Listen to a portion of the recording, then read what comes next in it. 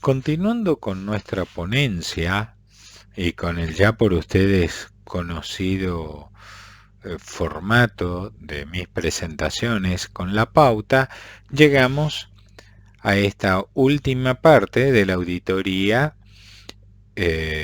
médica y su importancia en la gestión y prevención de riesgos. En este caso, en esta quinta y última parte de esta ponencia, nos referimos a la auditoría basada en evidencias. Entonces, repetimos e integramos lo conceptual y las definiciones. La auditoría basada en evidencias sería la revisión crítica periódica del trabajo médico realizado con el propósito de mejorar la calidad y el rendimiento, apoyándonos en el conocimiento y experiencia científica que permite una certeza clara y manifiesta de la que no se pueda dudar. La auditoría basada en evidencias se asemeja en su enunciado a algo muy conocido desde las últimas 2 o 3 décadas, que es la medicina basada en evidencias. La medicina basada en la evidencia busca reducir la incertidumbre, o sea, explicar las variaciones en la práctica médica aparentemente arbitrarias y mejorar la efectividad, como así también la eficiencia, tanto de la práctica clínica como de todo el sistema sanitario. Esto es lo que da base, sustento, esencia y fundamento a lo que tantas veces repito y repetiré, que cuando hablamos en este curso de auditoría médica, lo estamos haciendo de una forma genérica, cerca de todo el proceso que tiene que ver con el cuidado, la atención, la promoción, el recupero y la garantía de seguir teniendo salud en nuestra población target, donde los identificamos también en forma genérica como pacientes. Sobre eso más adelante y sobre esa palabra paciente nos vamos a referir cuando sea oportuno. La revisión y difusión de los ensayos clínicos, la investigación en servicios de salud, el apoyo al análisis en la toma de decisiones, evaluación de nuevas tecnologías y la revisión de políticas de calidad total son los instrumentos en que se basa la aplicación de la medicina basada en la evidencia. La auditoría médica basada en la evidencia contribuye a reducir la incertidumbre, brindando elementos de juicio, informes, para explicar las variaciones en la práctica médica aparentemente arbitrarias que permitan mejorar la efectividad y la eficiencia tanto de la práctica clínica como de todo el sistema sanitario. O sea, son definiciones conceptuales similares, pero que se desprenden de tener clara la idea y el concepto de medicina basada en la evidencia para poder integrar el concepto de auditoría médica, forma genérica, basada en la evidencia, reuniendo, sinergizando y haciendo mutuamente complementarios todos los conceptos, las definiciones, explicaciones que fuimos compartiendo hasta ahora. La auditoría médica tendrá potencial acción cooperativa en los distintos niveles del proceso. Acá ya hablamos de potencial, ¿no? Acuérdense de las partes anteriores cuando hablamos qué era potencial. Acciones cooperativas, o sea, cooperar entre distintos sectores técnicos, profesionales, administrativos, operativos, estadísticos, asistenciales, de los distintos niveles del proceso, aportando distinto tipo de observaciones, dando distintas conclusiones y recomendaciones al mismo tiempo en el último nivel. O sea, cuando evaluamos la efectividad y la eficacia, todo esto tendrá una acción operativa en su forma más tradicional, revisando lo actuado de una manera sistémica, o sea, sobre el todo, y metodológica. Esto es muy importante, tiene que ver con una disciplina de trabajo. Ahora, vamos a ir incorporando otros conceptos muy importantes. Fraude. Y ya acá es cuando hablamos con vergüenza de que en una institución, en una organización o en nuestro propio lugar de trabajo, puedan llegar a suceder cierto tipo de maniobras que quedan bajo el título este de fraude porque son dolosas y a veces inclusive hasta criminales, tipificadas así. Para dejar fijado el concepto, ¿qué es fraude? Fraude es aquel comportamiento por el cual alguien trata de lograr una ventaja deshonesta respecto de otro individuo. No siempre es un delito, es una falta grave cuando quien está encargado de vigilar la ejecución de un acuerdo o contrato público o privado se confabula con la representación de intereses opuestos. Más conocido, una forma esta de fraude, es lo que así también muy suavemente escuchamos hablar de corrupción. Pero recuerden que el fraude no siempre es delito, por eso que es, sin ánimo de justificar, pero sí de explicar, a veces también nos parece muy lenta la justicia por sus distintos procesos metodológicos. Más allá de la jurisprudencia, del expertise, el conocimiento, el acervo académico que tengan sus partes, la operatoria, etc. Eso nos da una sensación de lentitud que podrá ser, pero no todo es por una mala predisposición, ¿sí? O porque haya un fraude en la investigación del fraude. No, es como todo este conocimiento y toda esta experiencia se va de alguna manera articulando en la medida que vamos evolucionando. Pero en un nivel mucho más llano, operativo, del que estamos hablando nosotros cuando salimos a ejercer esta actividad técnico-profesional, esta disciplina médica también, vamos a encontrar cosas que nos van a dar vergüenza ajena y que al mismo tiempo podemos corregir con vergüenza porque pares nuestros lo están haciendo, a veces asociados con otros que por acción u omisión cometen fraude, pero no siempre terminará siendo un delito. Si no, ya seríamos investigadores policiales más que auditores de calidad, ¿sí? Pero hay, como va en el título, evidencias posibles, ¿sí?, sin relación con el acto médico en sí. Una de ellas es el fraude, la otra, el abuso, que es esa evidencia que va a haber que probar, ¿no?, que va a haber que acreditar, que consiste en la utilización maliciosa, excesiva, injusta, impropia o indebida de algo, como asimismo hacer objeto de un trato deshonesto a una persona de menor experiencia, fuerza o poder. Más allá de que últimamente, desgraciadamente, escuchamos el abuso vinculado a otras cuestiones que ya son bastante desastrosas para la condición y un concepto muy básico, muy rudimentario de calidad humana.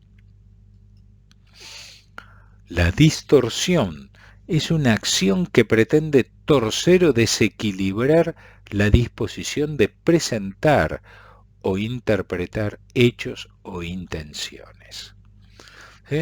Esta acción tuerce, ¿sí?, desequilibra, pone más de un lado de la balanza que del otro, ¿sí?, altera maliciosamente un equilibrio que puede ser dinámico, pero dentro de una armonía.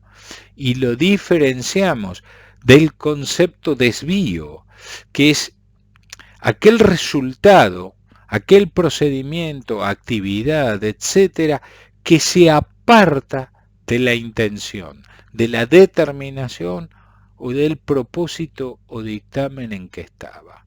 Estas 4 formas que deben ser acreditadas de evidencia surgen siempre de inferencias. El auditor infiere, no sospecha. El auditor infiere, no prejuzga. ¿Por qué? Porque tiene un método, una forma y un modelo de investigación que terminará en un informe cuando acredite estas evidencias que a su vez justamente estas son precisamente las que no están vinculadas al acto médico y sin embargo, más allá de la vergüenza ajena que nos provoque, existen y las vemos. Entonces, ese informe termina con una o más de una conclusión y con una o más recomendación o recomendaciones. ¿Qué tipos de fraude hay? Bueno, habrá fraude documental, cuando la documentación que se aporta y que yo audito, ¿sí?, no cumple con los requisitos reglamentarios o normativos. Si nos habíamos sentado a decir que tal o cual documentación debe ser presentada en tal fecha, de determinada forma, rotulada de determinada manera, y no se presenta así, pero aparte advierto que después voy a acreditar una intencionalidad deshonesta, estoy cometiendo un fraude documental.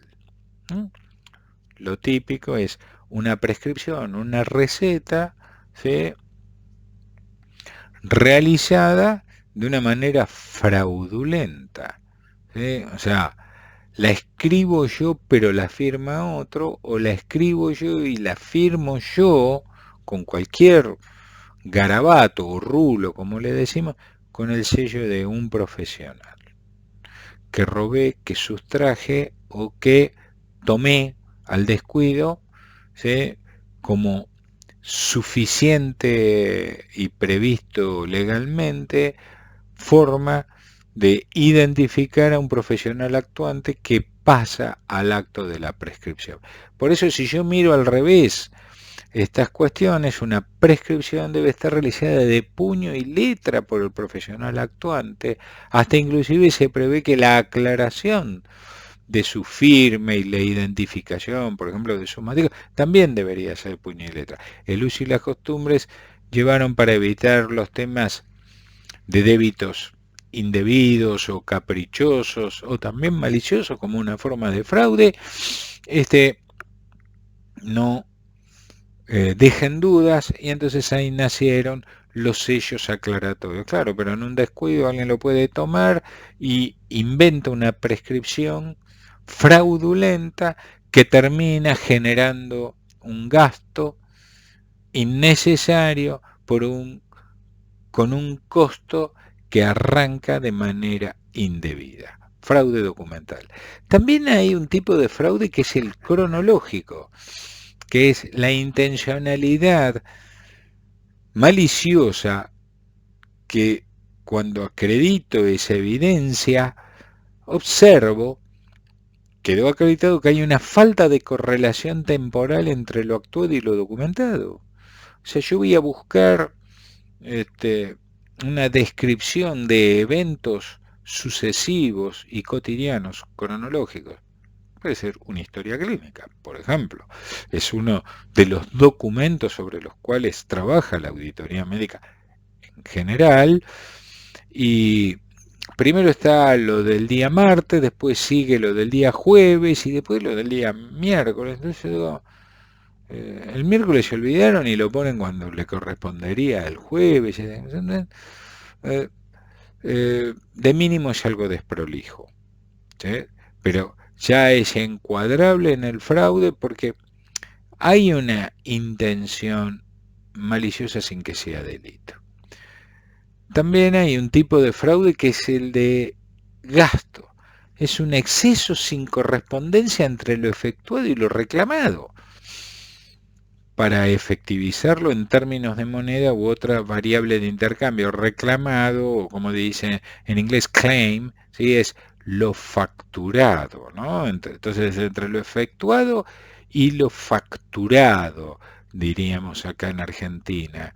O sea, lo efectuado es que me reparen un neumático y lo facturado es como si me hubiesen vendido toda la llanta completa.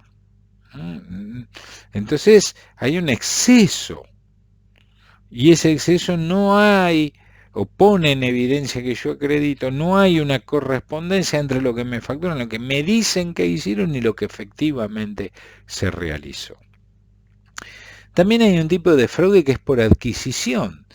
¿Y qué es? Y bueno, cuando el producto o servicios son innecesarios para el mantenimiento o recupero del estado de salud. Por ejemplo, adquiero algo que no le va a modificar en nada para bien la natural evolución de la enfermedad, ni le va a modificar en nada, ni siquiera bien o mal, el proceso de recuperación del estado de salud.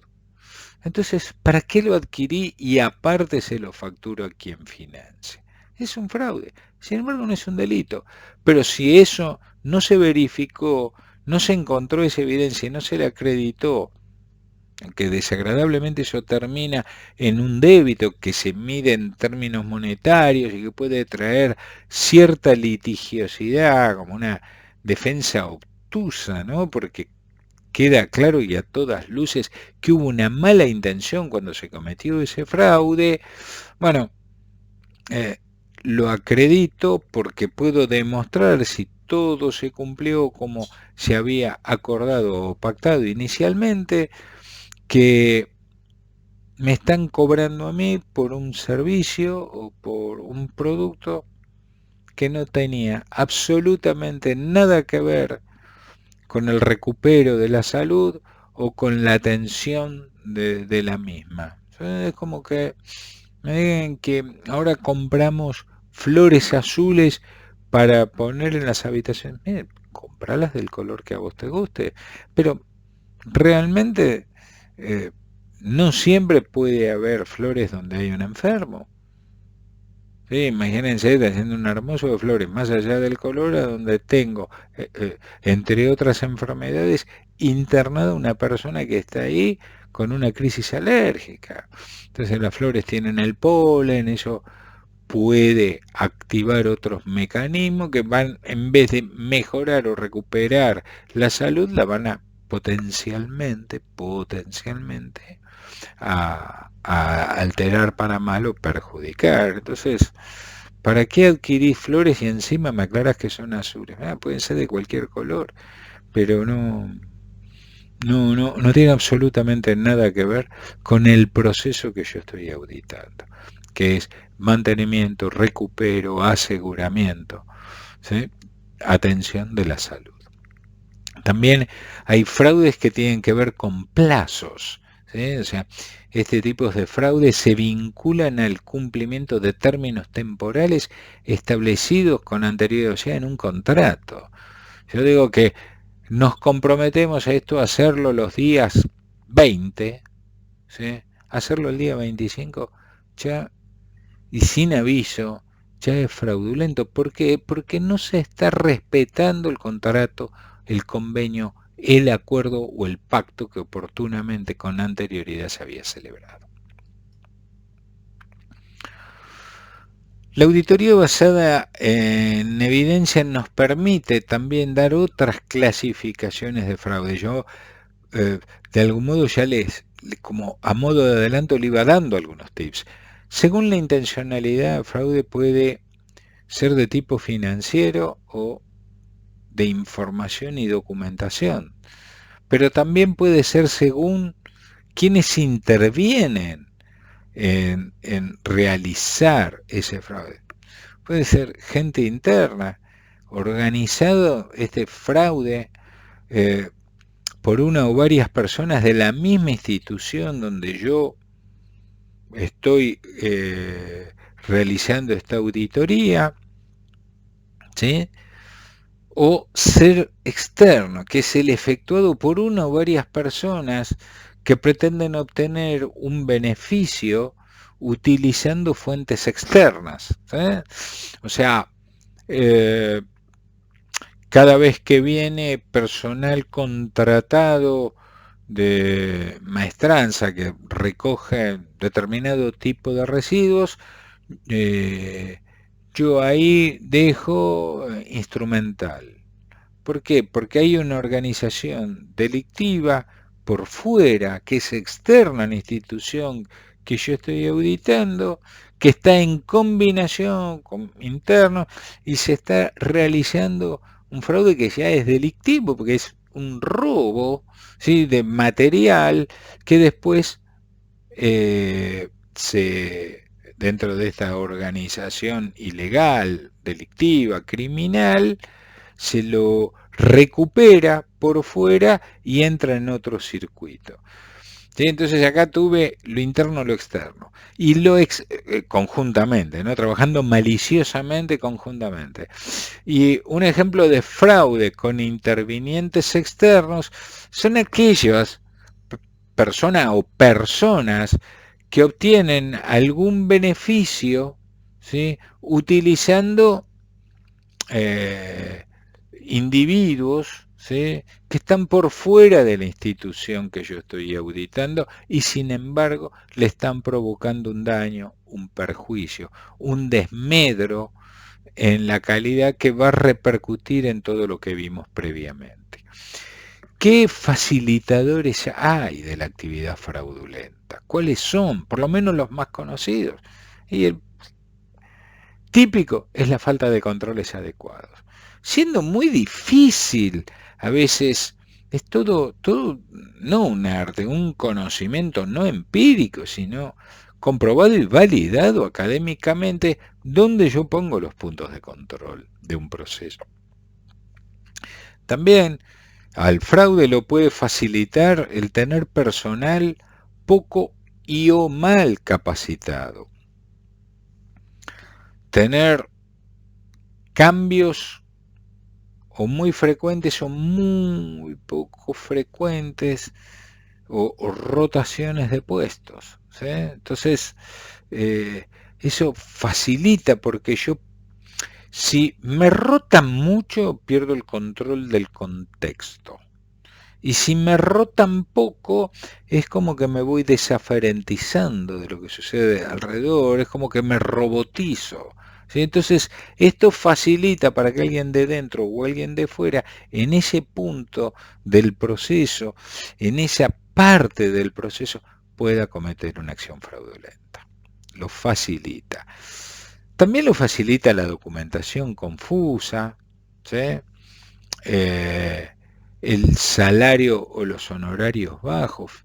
¿Por qué? Porque contribuyen a fidelizar poco y la poca fidelización de los empleados, de los trabajadores, de los colaboradores facilita la actividad fraudulenta. De alguien de dentro, de alguien de fuera o de alguien de dentro y de fuera de esa organización. La existencia de activos de fácil conversión. ¿Sí? O sea, yo tengo bonos, cheques, ¿no?, de una forma no monetaria inicial, o planillas de firmas, o ahora los postnets, ¿sí?, que transforman el servicio brindado, tangibilizado en dinero, a través de un documento o a través de un proceso, ¿sí? Pero si son fácilmente hackeables o si son fácilmente sustraíbles, eso facilita una actividad fraudulenta. Los hackers, ¿ah? La legislación deficiente y que concurran en un determinado proceso actividades incompatibles entre sí, que son muy habituales y que ustedes, yo te voy a dar un ejemplo que lo ven a diario.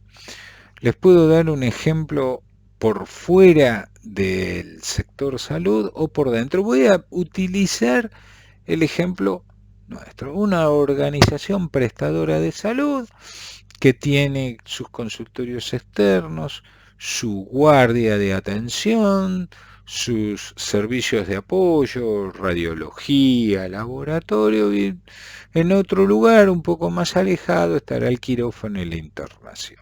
Hasta inclusive sectores de media y alta complejidad. Pero quedémonos con esa primera parte, donde están las atenciones programadas, las atenciones de sobreturno, las urgencias, y no vamos a hablar de emergencia, no vamos a hablar hasta de atenciones espontáneas.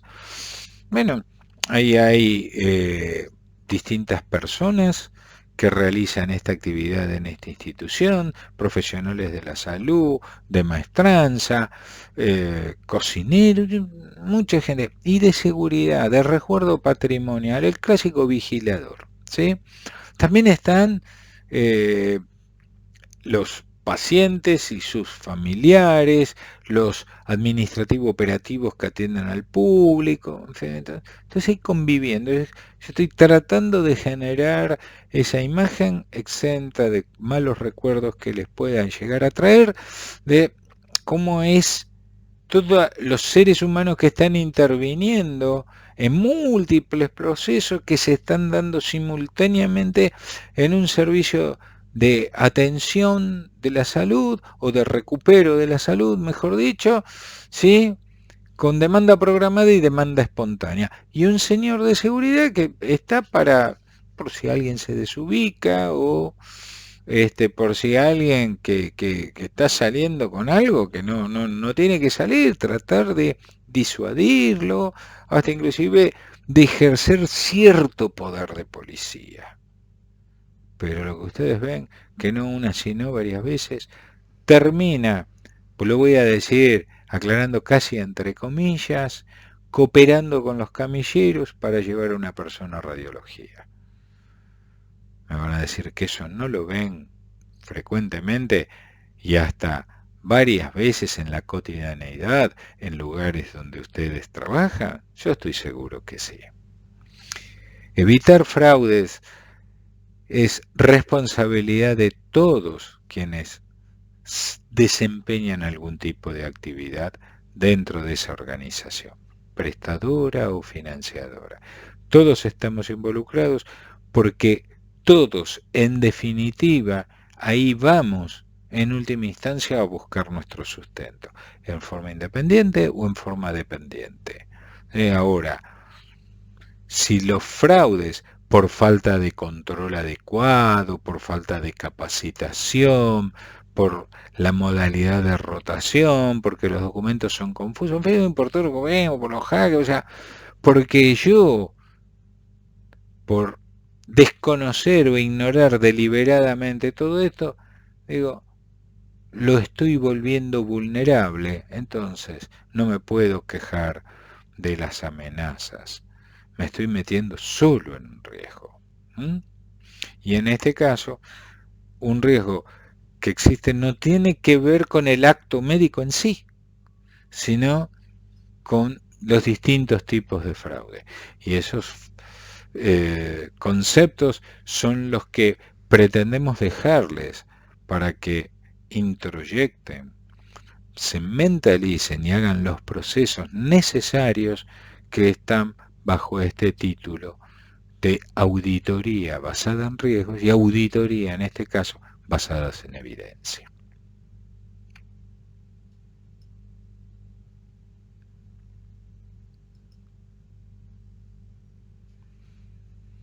Esto podría ser una conclusión reflexiva que le pongo en esta postita. El auditor siempre, de la manera más adecuada y oportuna, deberá escuchar a Caperucita, al lobo y a la abuela. Aunque siempre la auditoría basada en la evidencia esté en forma directa vinculada o se la pretenda vincular con el gasto médico, o sea, con el empleo de dinero para financiar la totalidad del trabajo médico en su conjunto. O sea, de vuelta, genérico, no una cuestión de título, sino todo lo que hace a la atención, al recupero, al mantenimiento de la salud. Fue la evidencia tradicional durante décadas dentro de nuestro sistema de salud, en particular en el subsector privado. ¿Por qué? Porque entre los vaivenes políticos, los vaivenes económicos financieros, y todavía estaba en proceso el desarrollo de todos los conceptos de auditoría, de calidad, de procesos, de gestión, todo lo que ya vimos hasta ahora, bueno, todo confabulaba para que solamente miremos el gasto médico. O sea, que todo el quehacer inherente a los diferentes procesos de la atención médica multinivel de cualquier tipo siempre se vincula pura y exclusivamente con los pesos. No, nosotros debemos ir generando ese ambiente de confianza en lo cual nosotros no vamos a hablar de pesos, por lo menos en primera instancia.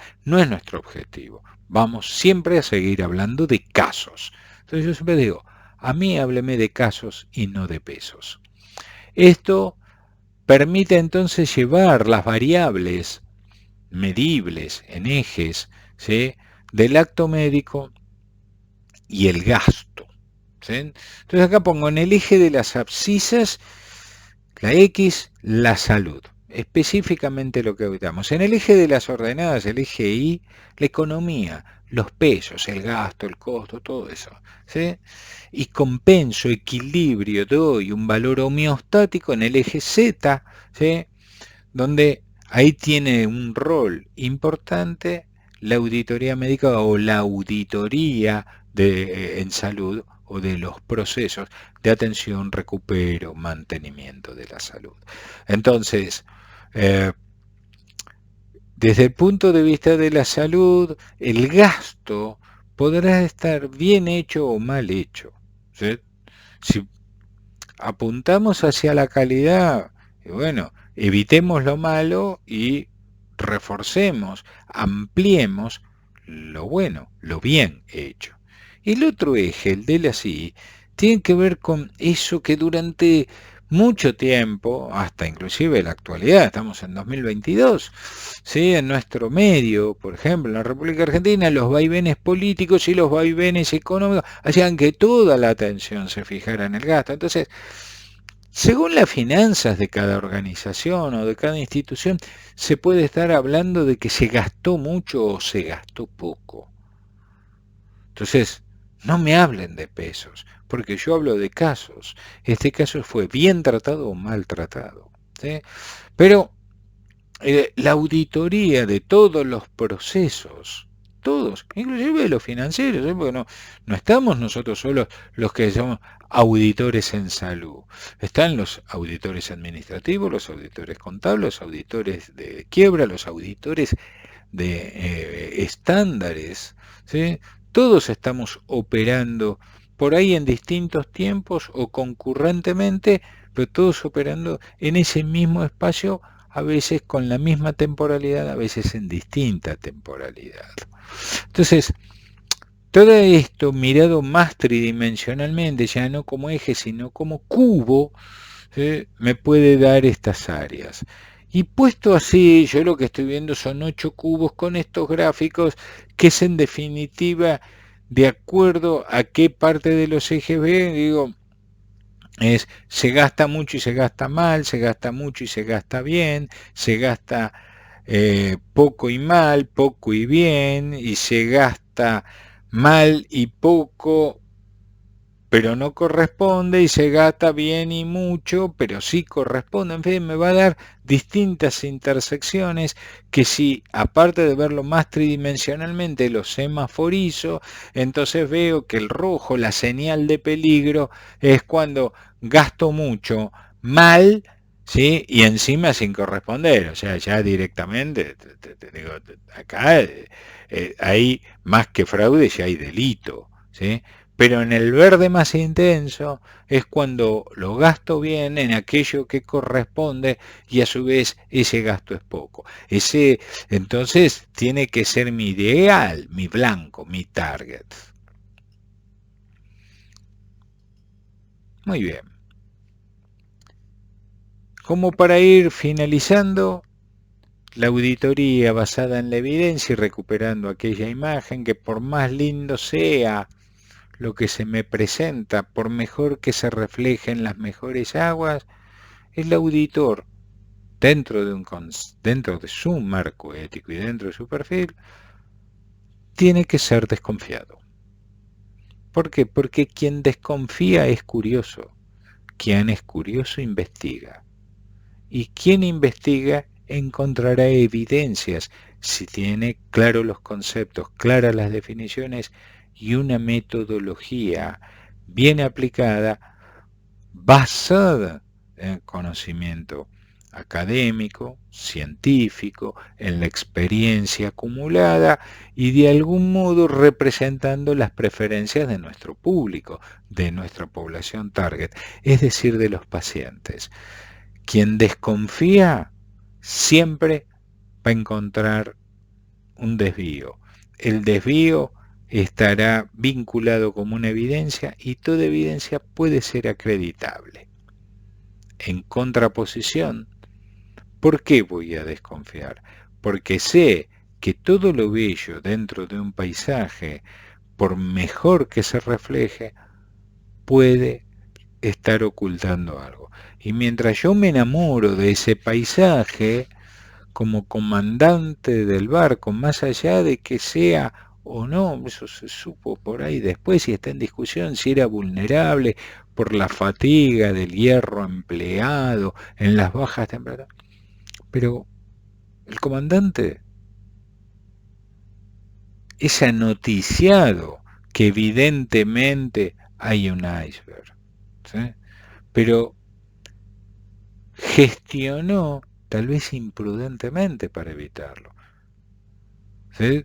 Y despreció ese otro conocimiento, ¿sí?, que lo sumergido puede tener una magnitud inconmensurable, pero siempre, siempre, siempre mayor que lo visible. Entonces, salimos a acreditar para informar, para lo cual necesitamos un método de investigación que se basó en la duda, en la desconfianza, en el saber preguntar, donde me fijo objetivos y alcances para llegar a conclusiones, evidencias acreditadas, ¿sí?, para dar recomendaciones adecuadas. Es decir, no, cambiemos el curso. Yo sé, aunque sea teóricamente, que eso que se ve por encima de la superficie, aunque vea poco porque es de noche, de algún modo me está avisando que por debajo lo que ya directamente no veo se presenta como una amenaza, aunque yo no sepa de mi vulnerabilidad, porque teóricamente era insumergible el Titanic, ¿sí? Pero esa amenaza está incrementando ese riesgo. Y ese riesgo, si yo no lo evito, porque ya la oportunidad de prevenirlo no lo tuve, no puedo prever que va a venir un témpano, ¿sí?, a encontrarse conmigo, ¿no? Pero si todo esto yo lo aplico metodológicamente en mi actividad formal, y si se quiere también en las actividades individuales e informales, ¿por qué no? No está mal tener métodos. Lo que está mal es cerrarse en un método y no aceptar que haya metodologías mejores. Ahora, si yo no me entreno y no acumulo experiencia con determinadas metodologías, ¿sí?, que me permitan llegar a recomendaciones válidas, serias, ¿sí? Si yo me quedo en eso, es como que me vuelvo rígido y por ende envejezco de una manera inmadura. Ahora, si quiero envejecer de una manera sabia, ¿sí?, tengo que también ser flexible, pero para poder ser flexible como el bambú, debo haber esperado mucho para germinar y haber crecido mucho para poder enfrentar esos terribles vientos, ¿sí?, que me llevan de un lado para el otro, alterando la forma, pero que cuando ese riesgo se achica, se minimiza, recupero la forma. Y eso es ser resiliente. Ser proactivo es poder salir adelante aún en condiciones adversas. Entonces, y ser sinérgico es cuando la suma de las partes es menor al resultado obtenido. Entonces la sinergia, la resiliencia, la proactividad hacen a toda una gestión, a manejar y conducir situaciones problemáticas. Y habrá un nivel de liderazgo por ahí superior a uno que maneja y conduce esas situaciones problemáticas que se van dando en otros niveles donde a su vez hay otros que la saben gestionar.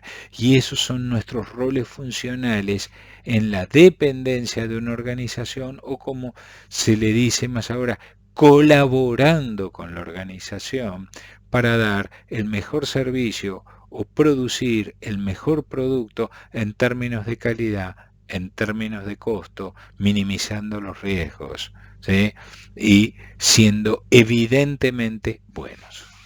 Bueno, por si quedan preguntas, con gusto, respetándonos mutuamente los tiempos, ¿sí?, me pueden escribir a mi correo personal. Bueno, sin más que decirles muchas gracias, nos vemos en la próxima ponencia. Chao, hasta luego, que descansen, al menos sus oídos de mí. Chao, chao, hasta luego.